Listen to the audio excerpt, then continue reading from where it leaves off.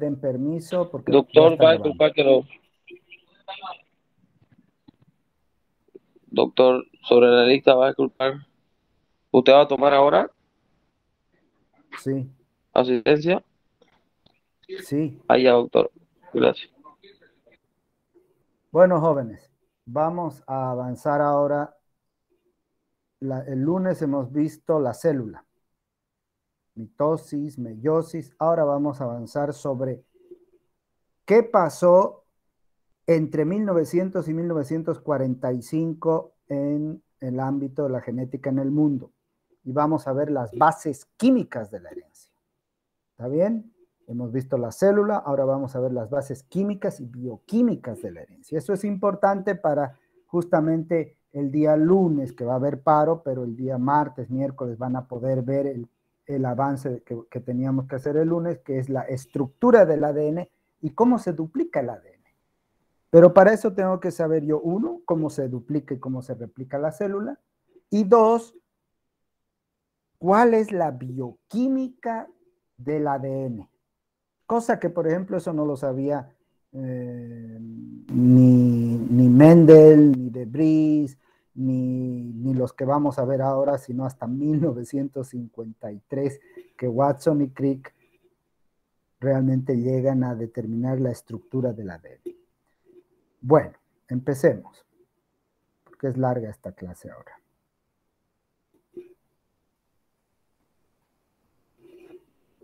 Están viendo, ¿no? Material genético, ¿sí? Esperen, Sí, esto voy a doctor. hacer. A mí me han dicho que tengo que bajar mi video porque a veces eso puede tener problemas con... Ay, alguien más está queriendo entrar. Miércoles. Y bueno, ya el último que admito, ya no a nadie más. Ah, otro, ¿ve? No, qué barbaridad, jóvenes. ¿Por qué no entran a la hora que tienen que entrar ya? Último, se acabó.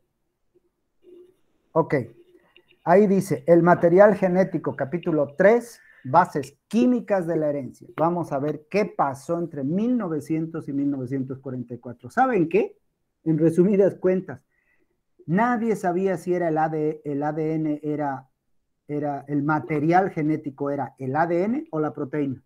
Hasta 1944. O sea, estamos hablando pucha, después o al medio de la guerra mundial, después de 50 años, casi 50 años más, de 67 años de que Mendel dio las leyes de la genética, no se sabía si el material genético era el ADN o era la proteína. Eso es en resumen. Se los muestro. Primero vamos, el material genético se transmite de manera física. Antes no se sabía, pero sí, la mitad de ustedes viene de su papá en el espermatozoide. La otra mitad viene de su mamá en el óvulo. O sea, hay algo físico, un nexo físico del ADN. La investigación de la estructura de las biomoléculas se inicia a finales del siglo XIX y sentó las bases para la descripción del material genético en términos químicos. Y aquí estaba la pregunta, ¿son las proteínas la fuente de variación, o sea, la genética, o son los ácidos nucleicos?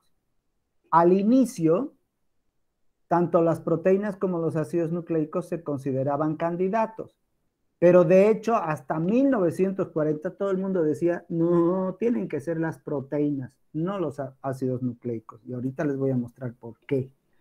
¿Por qué todo el mundo creía que eran las proteínas las que eran el material genético, o sea, la fuente de variación genética de las proteínas? Porque las proteínas abundan en todo lado. Es lo que más tenemos. El pelo es proteína, la carne es proteína, la leche es proteína, el músculo es proteína. Todos son proteínas. Los anticuerpos que nos ayudan contra los virus y bacterias son proteínas. Todo es proteína. Número uno, abundancia. Número dos, la investigación, que no es que estaba equivocada, pero por los medios antiguos que tenían de medir, o sea, balanzas rudimentarias, los investigadores llegaron a una conclusión errónea. Por eso, jóvenes, les digo, no crean a nadie, no me crean ni a mí, no crean todo lo que Pereira dice. A ver, Pereira ha dicho que los transgénicos son esto, esto. ¿Será cierto? Tienen que ir a ver más fuentes, ¿verdad? Y todo lo que los investigadores hacen no es la última palabra. Va a venir otro investigador y va a probar y comprobar. Ah, efectivamente lo que dice Pereira es correcto. Sale así como dice. Y con Levene ocurrió lo contrario. Ya van a ver al final, Levene no es que se equivocó, sino que el material que tenía para hacer sus mediciones era muy rudimentario. Y lo otro, las áreas de investigación. A ver, ustedes, en este momento, los científicos de ADN y laboratorios que producen medicamentos, ¿qué creen que están investigando?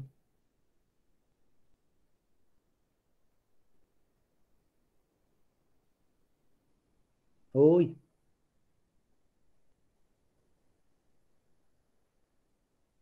¿cómo nace una vaca? ¿Cómo ir a la luna? ¿Qué creen que están investigando hartísimo? ¿No tienen ni idea? Yo creo que ahorita se están basando sobre el tema del COVID.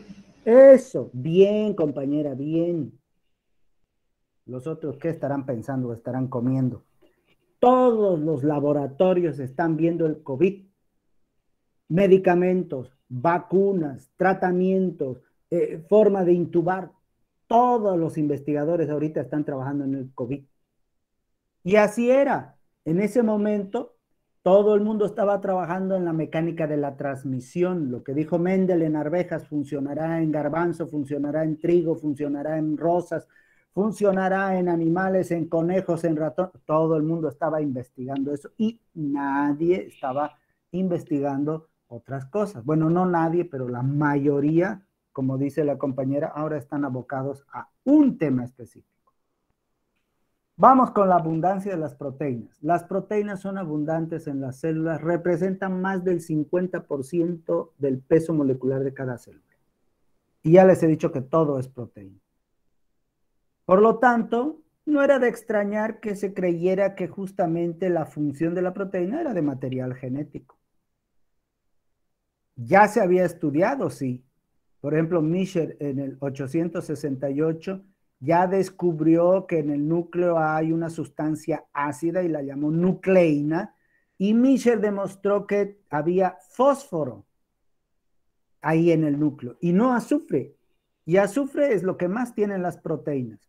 En cambio, las bases nitrogenadas de ADN, ¿verdad? ATCG, que ahorita vamos a ver, tienen fósforo. ¿Ok? Ya también se sabía, por eso decían, pucha, hay harto, pero ¿y por qué hay fósforo aquí? ¿Mm? Cuando se desarrollaron mejores técnicas de análisis, se vio que los ácidos nucleicos estaban conformados por 4 bloques moleculares llamados nucleótidos. Más tarde vamos a recordar que es un nucleótido.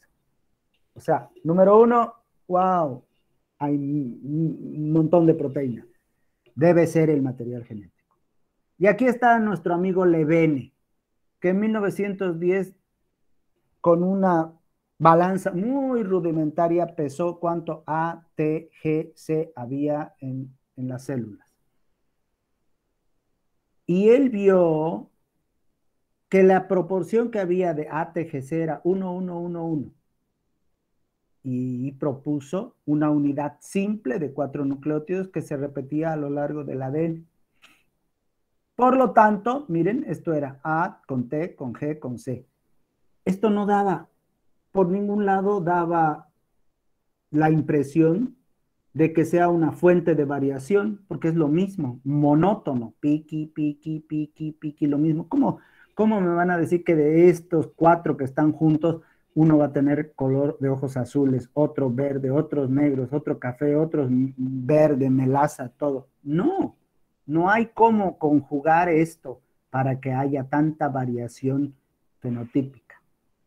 En cambio, decían las proteínas, sí, con una estructura de 4 nucleótidos, como ha dicho Levene, unidos covalentemente, no da la suficiente cantidad de variación química para tener la variación que tenemos. O sea que son las proteínas. En cambio, decían, las proteínas se hacen de 20 aminoácidos esenciales, algunos esenciales y otros 20 aminoácidos diferentes. Por lo tanto, pucha, la mezcla de esos 20 aminoácidos hace que haya una gran variación. Por lo tanto, son las proteínas las que determinan la variación genética. Miren, existen 20 aminoácidos, de los cuales algunos son esenciales, y eso es lo que tenemos que... Por ejemplo, los vegetarianos dicen, no, yo no como carne, estoy bien. Sí, claro, porque son adultos. Pero un niño, un bebé, tiene que tomar leche y la leche tiene grasa. O sea, nuestro cerebro se hace de grasas. Y los malnutridos, si fueran, por ejemplo, los niños que no comen grasa, leche, carne al principio de su infancia, pueden tener serios problemas. Ya un viejote como nosotros, como ustedes, que no coma carne, mejor para nosotros, más carne para nosotros. Pero el desarrollo de los humanos tiene que ser integral. Y hay aminoácidos esenciales. Y miren, 20 aminoácidos. 3 aminoácidos, la unión de 3 aminoácidos hace una proteína. Alanina se conjuga con valina y esa con fenilalanina, la metionina con la treonina. Entonces yo puedo pues de aquí hacer lo que quiera. Por lo tanto, esta es la fuente de variación. Y lo otro, la investigación, que como dijo la compañera, ahorita todos están con el COVID. Antes de 1940, la mayoría estaban ocupados en el estudio de la transmisión de la genética y las mutaciones. O sea, lo que dijo Mendel se cumple también en garbanzos, en conejos, en gatos, eso estaban viendo, investigando.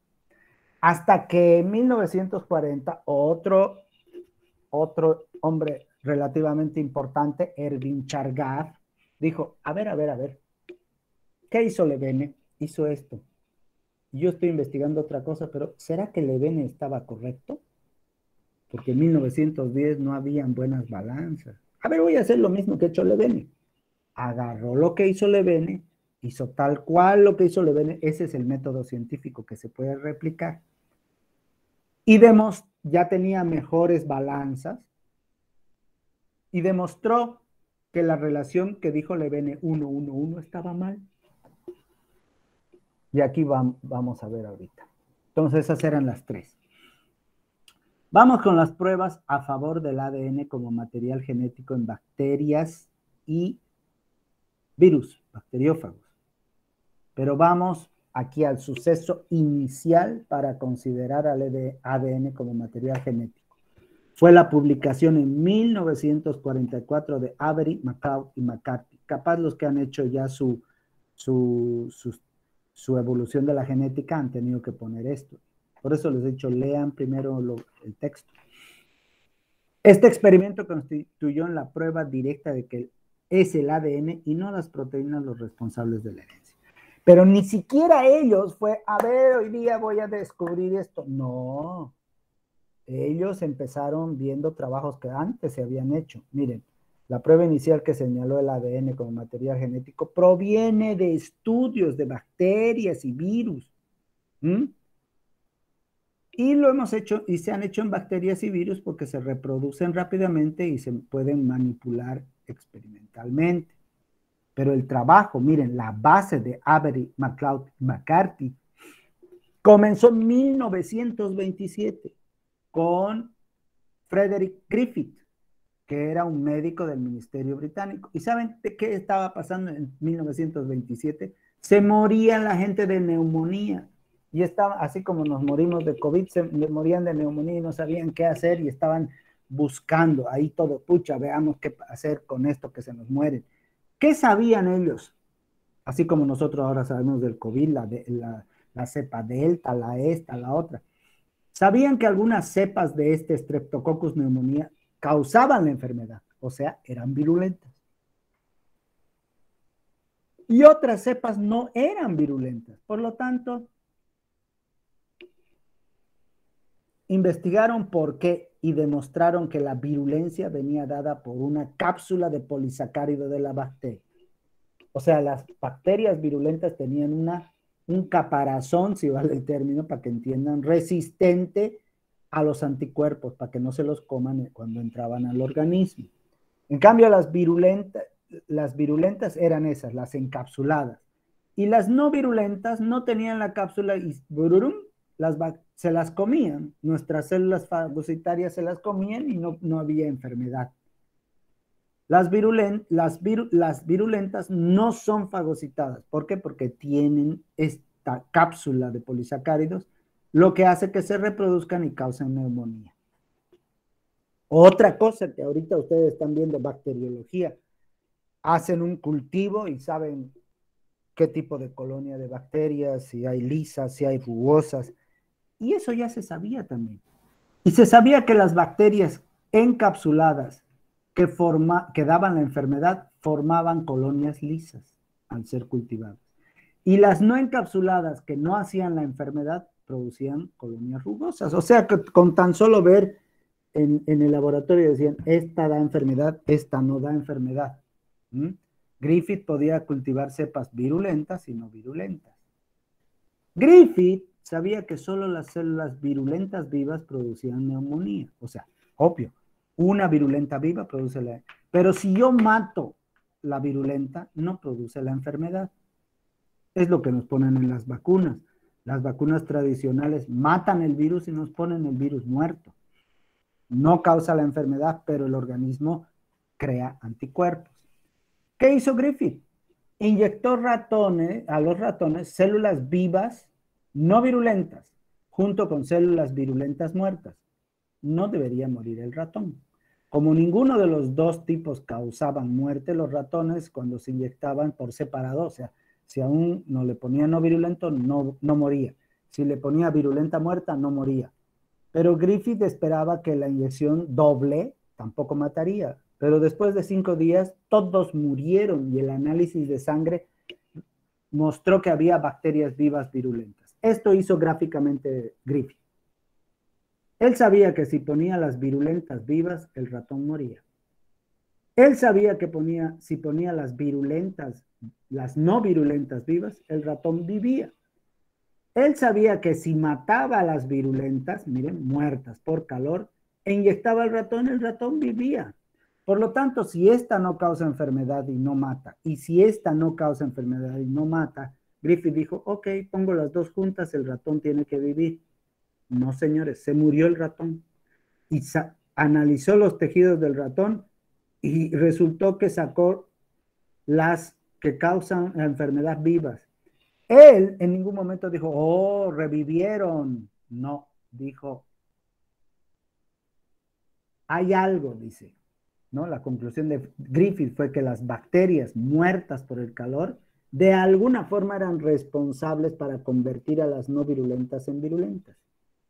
Llamó este fenómeno de transformación y sugirió que el principio transformante podría ser alguna parte de la cápsula, pero hasta ahí llegó Griffith. Luego, otros investigadores dijeron, oye, lo que ha hecho Griffith con ratones, no, pues, pobres ratoncitos, hagámoslo in vitro, meta. En 1931, Dawson confirmó, ven, se repite las observaciones de Griffith y amplió su trabajo.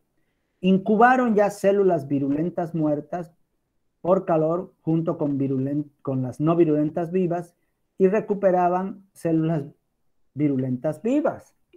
Por lo tanto, no era necesario inyectar a los ratones para obtener la transformación. Transformaban directo en laboratorio. Juntaban las no virulentas vivas con las virulentas muertas y recuperaban virulentas vivas. En el 33, Aloe refinó los experimentos in vitro al usar extractos crudos, ya ni siquiera las bacterias en un extracto, un filtrado soluble, y atribuyeron esto a una, igual producía la transformación, y dijeron debe haber una cosa, algo fisiológico, no genético. Y al final, 10 años después, Avery, McLeod y McCarthy publican los resultados que son considerados como un artículo clásico. Ahí se demuestra que el ADN es el principio transformante. Miren, ¿qué hicieron ellos? Cultivaron células, ¿sí? Avery y sus colaboradores reconocieron implicaciones, actividades bioquímicas, bla, bla, bla. Aquí está. Empezaron a extraer uno por uno, miren, células centrifugadas, homogenizaron y primero extrayeron los carbohidratos y se producía el cambio. Luego extrajeron los lípidos y se producía el cambio. Luego dijeron, ok, vamos a extraer las proteínas. Con una enzima destruían todas las proteínas con la proteasa y se producía el cambio. Ahí ya dijeron, ¿saben qué? No son las proteínas, solo que ya hemos sacado los carbohidratos, ya hemos sacado los lípidos, acabamos de sacar las proteínas y se sigue transformando. Por lo tanto, solo queda ARN y ADN. Destruyeron el ARN y se seguían, el ARN no era el factor activo. En el momento en que destruyen el ADN, deja de funcionar, no se convierte. Por lo tanto, estos, Avery, MacLeod y McCarthy, son los que demuestran en 1944 que el ADN es el material genético. No había cómo, porque sacaron los carbohidratos, sacaron los lípidos, sacaron la proteína, y cuando sacaron el ADN, recién no funcionó, no se transformó. E inmediatamente todo el mundo empezó a trabajar sobre el ADN.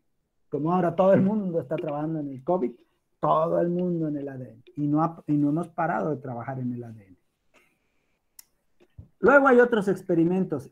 Por ejemplo, es un segundo conjunto de pruebas que apoya al ADN como material genético. Pero ya utilizan a la Escherichia coli y un virus.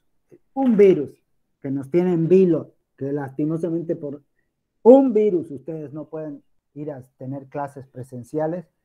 Es la cosa más sencilla que puede haber. Están llevando virología con el doctor Ariel y con la doctora Ana María. El virus no es más que una capa proteínica y un pedazo de ADN. No es ni vivo ni muerto el virus. Es un zombie. Hay tanto que les gustan los zombies. ¿Y qué hace el virus? Lo único que hace es infectar células. El virus, miren, engaña a la célula, como el coronavirus nos engaña a nuestro organismo, y mete a cada una de nuestras células, de las celulitas del pulmón, de donde sea, su ADN. Su ADN se mezcla con el ADN de la bacteria y prácticamente secuestra toda la célula. Y la celulita, en vez de hacer lo que tenía que hacer, empieza a producir virus. Y miren, la capa proteínica se queda afuera, la carcasa ya no sirve. Entonces el virus empieza a decirle a la célula, empezar a producir virus, hace miles de virus y rompe la célula y de un virus salen millones. Aquí está, ¿ve? La cubierta proteica, mete su material genético y empieza la celulita secuestrada a producir virus y cuando ya los virus están listos, matan a la célula. Eso hace el virus. Ya en 1952 ya hay material nuclear, ya hay radioactividad, ya terminó la guerra. Estamos a un año de que se descubra la estructura del ADN y empezamos a utilizar materiales radioactivos. Y miren, aquí están los virus, los fagos, que se van a reproducir por muchas generaciones en fósforo radioactivo. Y como el fósforo, hemos dicho, es parte del ADN, su ADN queda marcado. En cambio, aquí vamos a utilizar azufre radioactivo, vamos a hacer que se reproduzcan los virus muchas generaciones hasta que lo que se marca es su carcasa proteica, porque el azufre está en la proteína, el fósforo en el ADN. Bueno, y aquí tienen los fagos marcados. Este está marcado en su material genético y este está marcado en su proteína, en su cáscara, en su chalona. El virus hace lo mismo, agarra una bacteria o una célula y mete su material genético, pero miren aquí, el material genético marcado entra aquí. En cambio, aquí la chalona marcada queda fuera. Luego, el material genético del virus hace su trabajo y se recuperan fagos viables marcados con fósforo. En cambio, aquí se recuperan los fagos marcados, pero no se recuperan los fagos, pero no están marcados. El ADN no está marcado porque lo que estaba marcado aquí era la proteína, la chalona, y eso ya dejó fuera. Entonces, miren, es un experimento donde definitivamente no hay por dónde pelarle y el ADN es el material. Luego vienen experimentos de transfección y todo esto que no vamos a ver. Las pruebas, esas directas, las indirectas, que ahora ya ni las necesitamos, pero hay que explicarlas. Se decía que el material genético es una sustancia universal. Para ello, para demostrar ello, se basaron en las siguientes pruebas. Uno, la distribución del ADN. El ADN debía encontrarse donde realiza su función, o sea, en el núcleo, formando parte de los cromosomas. El problema es que tanto el ADN como las proteínas cumplen ese criterio. Sin embargo, las proteínas son abundantes en el citoplasma y el ADN en el núcleo. En el único lugar donde hay ADN en el citoplasma es en las mitocondrias, que ya hemos hablado también, creo. Y si no, vuelvo a hablar, porque a veces me chipo. Pienso que eso ya lo he dicho a ustedes y es en el otro grupo. Pero creo que hablé con esto de los transgénicos, porque las mitocondrias que sirven para dar energía a la célula son las únicas estructuras intracitoplasmáticas que llevan ADN. Y el ADN, la estructura del ADN de las mitocondrias es diferente al del núcleo. El del núcleo, ya lo vamos a ver el día lunes, es doblemente en espiral, ¿no ve? Pero este es circular, como si fuera una bacteria. ¿Y de dónde ha salido ADN bacteriano que está en mis células mitocondriales? Ah, y por de paso, mis células mitocondriales han venido de mi madre y las de mi padre no llegaron a mí. El ADN mitocondrial es matrilineaje, solo la mamá pasa a sus hijos. ¿Saben de dónde? De tanto fagocitar virus y bacterias se ha quedado por miles de años ADN bacteriano, que se ha asimilado y es parte de nosotros.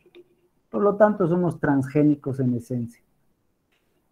Otra cosa, uno era el lugar. Correlación entre el haploide. Hay células haploides y diploides.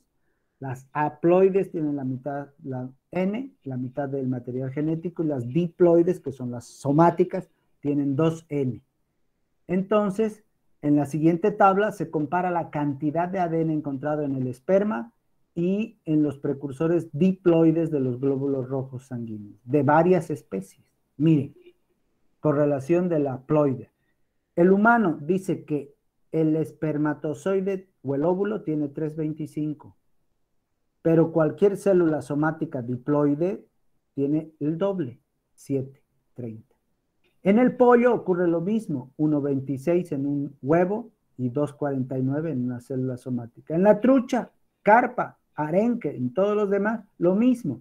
El espermatozoide tiene 2, la carpa, su espermatozoide tiene 2, el arenque, el óvulo tiene casi 1, y la célula diploide tiene el doble. Obviamente no es exactamente, pero tiene. Entonces hay una correlación entre el haploide, los haploides y los diploides. Bueno, con la bomba atómica ya supimos que el ADN sufre mutaciones con la radiación y también con la luz ultravioleta, que es un agente que puede producir mutaciones en el material genético. O sea, el material genético muta. Se puede irradiar las bacterias con diferentes longitudes de onda y medir la efectividad de cada una. Se hace una gráfica y ahí se determina. ¿No ve? Porque es más o menos como una cortina. Si levanto la cortina de mi cuarto, entra la luz directo e ilumina todo mi cuarto. Si bajo la cortina a la mitad o es medio transparente, la luz entra de a poco. Eso es lo que pasa aquí. Miren, este es un espectro de una frecuencia de una longitud de onda. Y aquí tienen la longitud de onda de los ácidos nucleicos es esta y de las proteínas es otra. Y por último, las pruebas directas ya lo hemos visto con los transgénicos, ya nosotros no tenemos que estar seguros, sabemos que es el ADN. ¿Ah? Por lo tanto, un ejemplo clásico son la inserción en bacterias de los genes humanos que codifican la insulina y se produce insulina en las bacterias para los diabéticos. Por lo tanto, los animales transgénicos son una prueba directa de que el ADN es el material genético. Yo pongo un gen foráneo a un ratón y va a producir algo que los otros ratones no producen. Bueno, ¿qué otra cosa estaba rondando ahí cuando se descubrió que el ADN era el material genético? Ok, no es la proteína, es el material genético, es el ADN, pero ¿cómo 4 ATGC van a poder producir tanta variación? ¿Cómo? Las proteínas son compuestos químicos implicados en el transporte, en el soporte, en el sistema inmune. Todo se comercializa las proteínas. Por ejemplo, la leche, la carne, el huevo son proteínas que comercializo. Las proteínas están formadas por 20 aminoácidos. Entonces, ¿cómo es el código para que con 4 bases se pueda tener tanta variabilidad genética? Con las 4 bases, no. Miren, dice, con 20 aminoácidos sí se podría, pero con 4 bases este código permite apenas codificar 16 aminoácidos. Bueno, ¿qué podemos hacer si 4 por 4 es 16? Hagamos pues tripletes, dice. 4 por 4 por 4 ya serían 64 formas de escribir. Puede ser que la forma de que se exprese el ADN es en tripletes o codones. Y es así como funciona la cosa. Los 3 tripletes no codifican. Cada triplete codifica algo y hay unos que no codifican. Eso está hablando aquí. Y miren, en otras palabras, hay varias formas de escribir un aminoácido con las letras ATGC. Miren, el código genético funcionan codones o tripletes. 3 veces uracilo va a dar fenilalanina. Otra forma de escribir fenilalanina es uracilo-uracilocitosina. Otra forma de escribir fenilalanina es uracilo-uracilo, ¿qué es el A? Se me ha ido. Timina. Oye, se me ha ido el A. ¿Se acuerdan qué es el A? Uracilocitosina, timina y adenina. El A, nadie me ayuda. Y uracilo y G dan fenilalanina, guanina. O sea, puedo escribir de 4 formas un aminoácido llamado fenilalanina. De 4 formas la leucina. De 3 formas la isoleucina. De una sola forma la metionina y el triptófano. Fíjense. Son los únicos que solamente se escriben AUG, UGG. 4 formas de escribir la valina. 4 la serina, 4 la prolina, 4 la treonina, 4 la alanina, 2 la tirosina. Hay 2 códigos que son de parada. ¿Por qué de parada? Porque es como escribir algo. El árbol está caído, punto. Ese, o coma, parada. Y luego sigue escribiendo. 2 formas de escribir histidina, 2 formas de escribir glutamina, 2 asparagina, 2 lisina, 2 ácido aspartico, 2 ácido glutámico, 2 cisteína. Y hay 1 de parada. UGA dice stop, hasta que llegaste. 1 de triptófano, 4 de arginina, 2 de serina, 2 de arginina y 4 de glicina. O sea que el código genético se llama codón. Y 3 de estos hacen un aminoácido. Miren, uracilo, un fenilalanina. Y listo, con esto terminamos ahora con el ARN. Uno es el ADN y el otro es el ARN. Se demuestra también que podía aislarse el ARN. El ARN es una forma más sencilla que el ADN y eso hay 4 o 5 formas de ARN que enseguida vamos a ver. Bueno, eso es la demostración, miren, de 1900 a 1944 de que el ADN era el material genético y no la proteína. Ahora vamos a ver las bases químicas de la herencia desde un punto de vista, ¿saben qué? No bioquímico, sino estructural, porque tenemos que tener esta idea para poder ver por qué Watson y Crick en 1953 llegaron a descubrir la estructura del ADN. Bueno, los ácidos nucleicos son nucleósidos y cuando se le suma un ácido fosfórico se forma un nucleótido y los nucleótidos son largas cadenas de ADN. El ADN tiene niveles estructurales, 5 niveles de empaquetamiento, y el ARN tiene varias formas, entre las cuales estas 4 son las más importantes, 3 de hecho. ¿Qué son? ¿De qué están compuestos entonces los ATGC? De carbono, hidrógeno, oxígeno, nitrógeno y fósforo. En cambio, las proteínas no tienen fósforo, tienen azufre. Son polímeros de elevado peso molecular que cuando se rompen por agua, hidrólisis, se sacan sus 3 constituyentes, que es un ácido fosfórico, un azúcar, que es la pentosa, y los compuestos nitrogenados llamados bases nitrogenadas.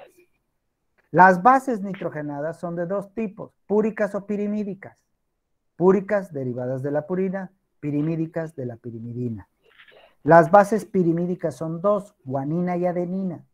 Y las púricas son 3, uracilo, timina y citosina.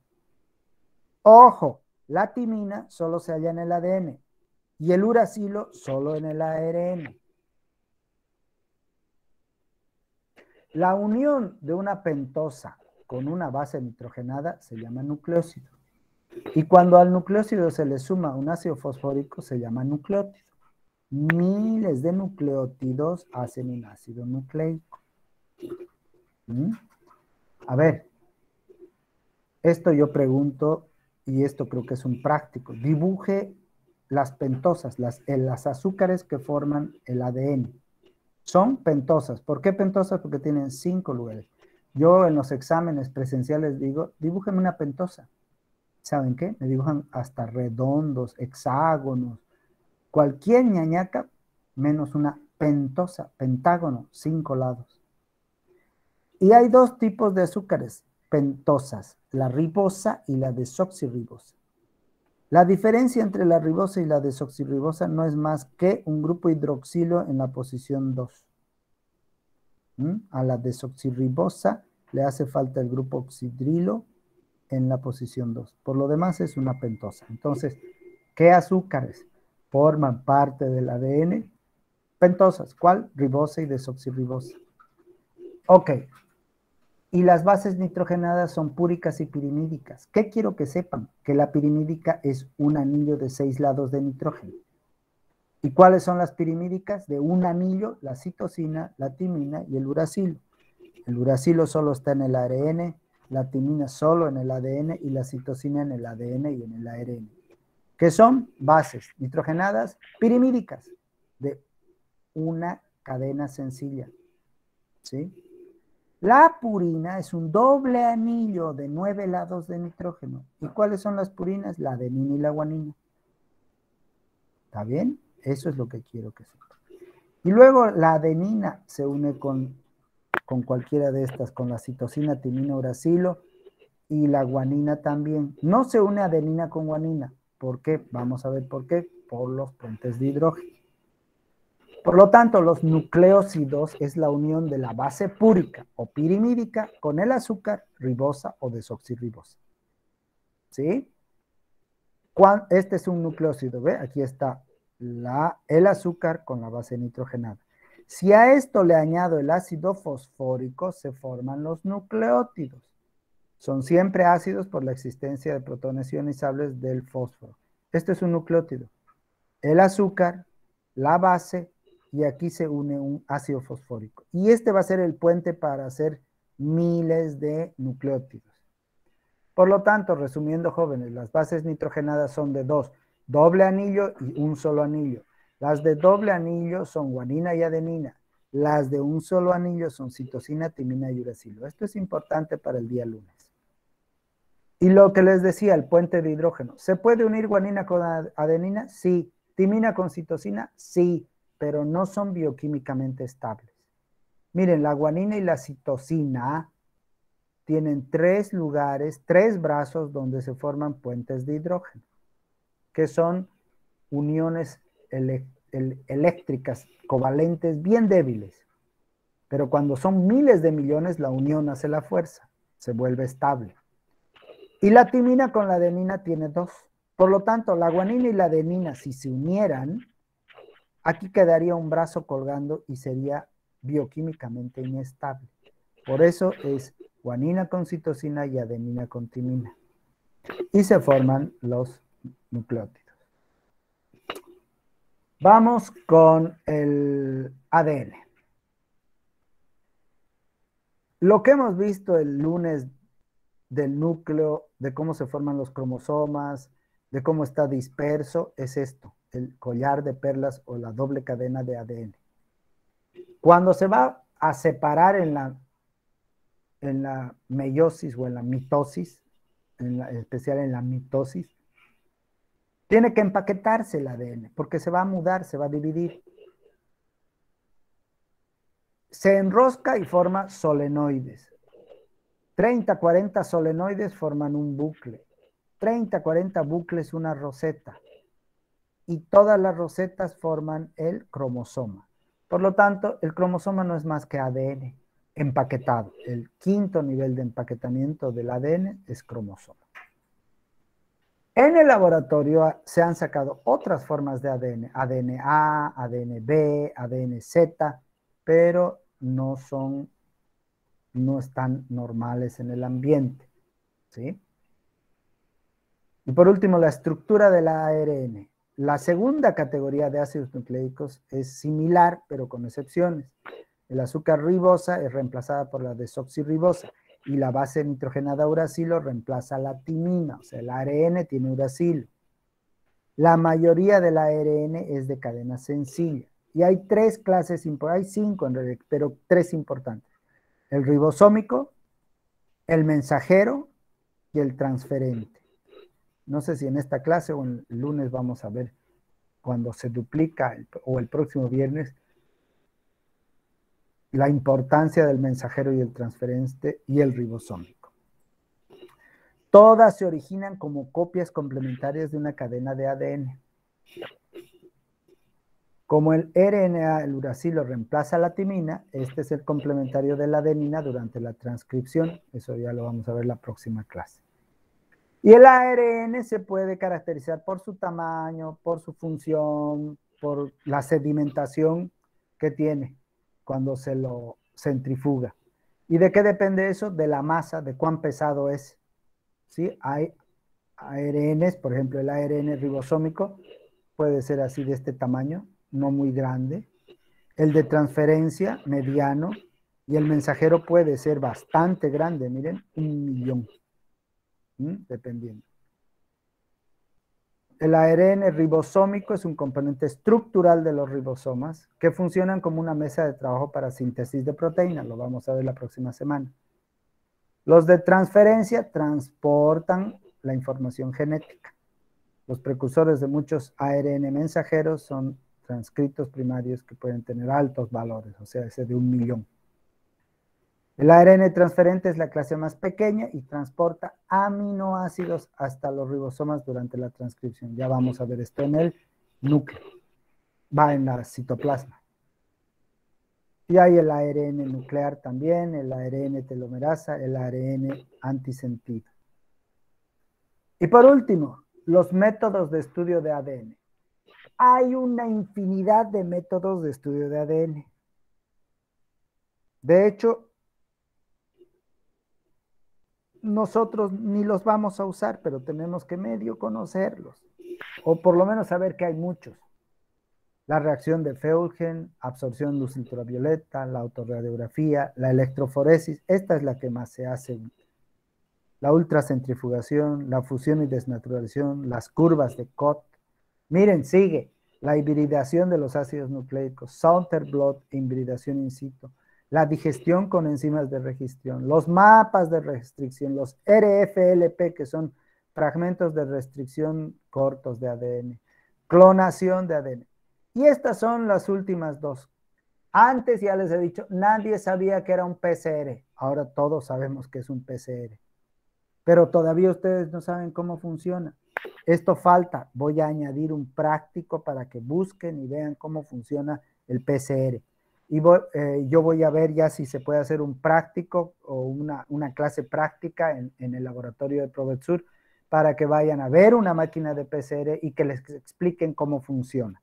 Yo creo que voy a hablar la próxima semana con con la encargada de práctica, para ver cómo van a ir ustedes al laboratorio. No tienen que ir juntos, van a ir de 2, de 3 y les van a explicar cómo funciona la PCR y vamos a tener un práctico. Pero básicamente el PCR es la amplificación del ADN. Y lo último, ¿saben cuánto vale el PCR? Entre $40,000 el PCR. En la facultad había, en la facultad de medicina había, ahora todo el mundo tiene PCR. Lo que no tenemos es un secuenciador. ¿Saben cuánto vale un secuenciador? Lo mínimo $190,000.